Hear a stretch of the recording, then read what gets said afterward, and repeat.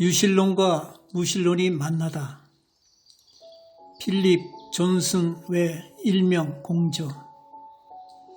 이 책의 저자 중 한 명인 필립 존슨은 캘리포니아 대학교에서 30년 이상 법학을 가르친 법학자이자 미국 복음주의의 대표적인 지성인이다. 그는 법학 교수가 된 30대 후반에 성공 뒤에 가려진 진정한 인생의 의미에 대해 깊이 회의하고 기독교로 회심했다.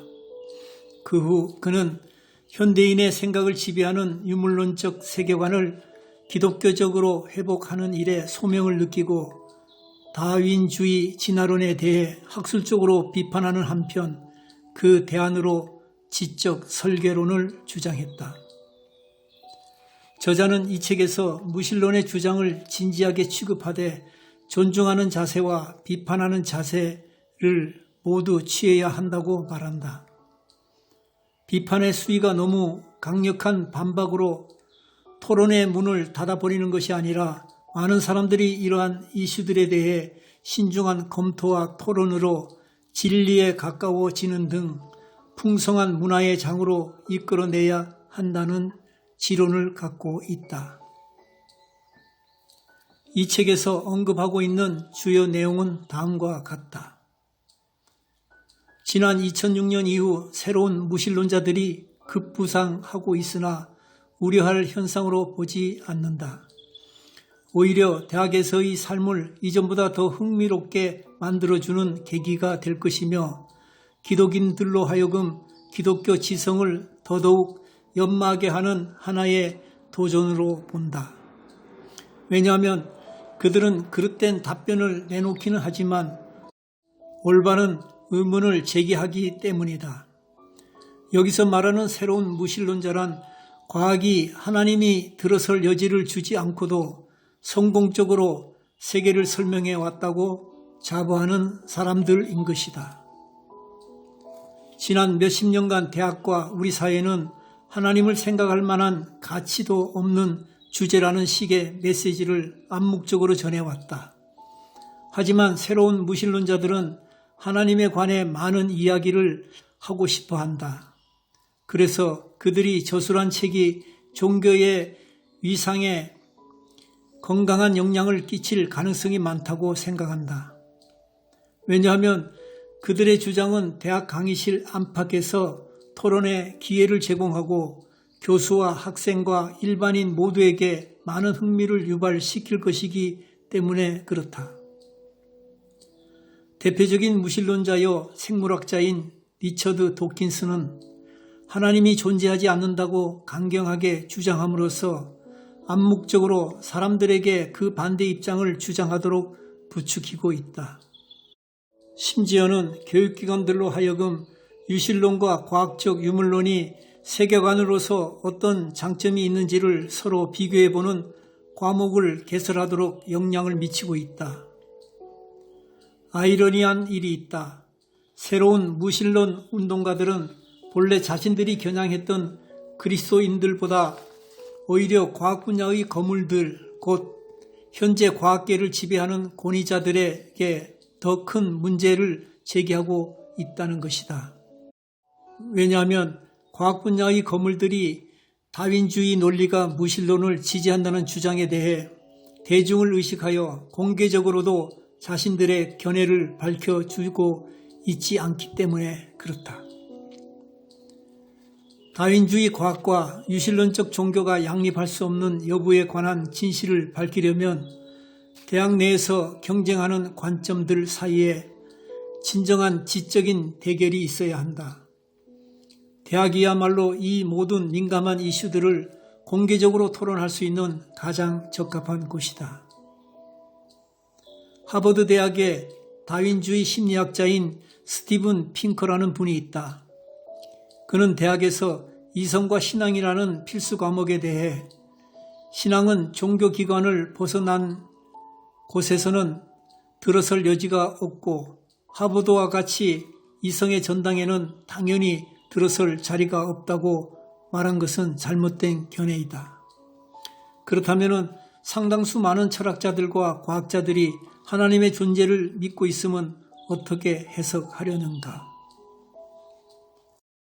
20세기 영국 문학의 대표 작가이자 영문학자인 C.S. 루이스는 무신론자였으나 1929년 유신론으로 회심한 이후 그가 쓴 순전한 기독교에서 이렇게 말하고 있다. 신앙을 갖는다는 것은 타당한 이유가 없이 믿는다는 뜻이 아니라 당신이 혼란스러워서 어찌할 바를 모를 때 믿을 만한 타당한 이유가 있는 것을 신뢰한다는 뜻이다 라고 밝힘을 우리는 주목해 보아야 한다. 특히나 과학자들은 신앙의 사람이 되어야 한다.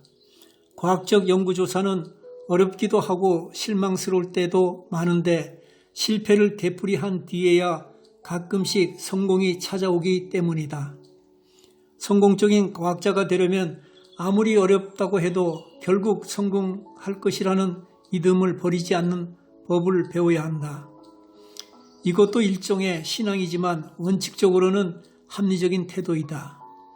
때문에 과학자들이 신앙인이 되는데 유리한 위치에 있는 것이다. 우주는 무한대로 방대하다. 우리의 생각의 범주를 크게 넘어선다. 그런 우주에서 지적인 생명체가 존재하는 유일한 장소라는 이 지구의 독보적인 위치는 그 무엇의 공로로 돌려야 하는가? 우연이라고 말할 건가? 이 지구라는 행성에는 사람을 포함하여 복잡한 생명체가 존재하기에 유일한 장소로 준비되어 있다. 이것을 누가 한 일인가? 우연인가? 지구는 특별한 행성일 뿐인가? 기억하자. 분명 설계자와 창조자가 있다고 보는 것이 더 타당하지 않을까? 과학의 눈에 비친 이 세계는 오로지 물질적 실체로만 구성되어 있고 그것들이 물리 법칙이나 우연에 따라 서로 영향을 주고 받는다는 것이다. 하지만 과학 지식은 완전하지 않기 때문에 몇 가지 어려운 문제에 대해서는 아직도 적절한 답변을 찾지 못하고 있음을 시인해야 할 것이다. 확실히 알려진 것은 진화가 우연이나 물리 법칙과 같은 자연적인 원인만 이용한다는 점이다. 이것이 그 한계이다. 리차드 도킨스와 그 추종자들은 우리가 다윈주의를 완전히 이해하면 우리 세계에 창조자도 없고 초월적인 목적도 없다는 것을 깨달을 것이라고 생각한다. 오늘날 다윈주의가 군림하게 된 것은 실험이 성공했기 때문이 아니라 그들의 자신만만한 주장 덕분이었다. 사실상 다윈주의의 변두리 부분에만 결정적인 결함이 있는 것이 아니라 그 중심부에 있는 메커니즘, 곧 모든 자연주의적 기적을 일으킬 수 있다는 그 메커니즘에도 결정적인 결함이 있다. 모든 것을 물질적 관점에서 설명하기로 헌신한 과학에서 하나님을 하나의 가설로 잘못 선정할 경우에는 과학의 목표를 증진시키는데 아무런 도움이 되지 못한다. 이런 식으로 그 문제를 진술하는 것은 이상하고 부적절하다. 철학적으로 생각하면 하나님은 물리주의에 헌신한 과학에서 하나의 가설이 될 수 없고 오히려 물리주의와 대립관계에 있는 형이상학적 토대가 된다. 한마디로 말하면 이렇다. 유신론은 단지 과학의 구멍난 부분을 틀어막기 위해 고안된 철학이 아니다. 하나님의 존재 증명을 인간의 이성과 과학으로 할 수 없다. 하나님은 스스로 존재하시는 분이시다.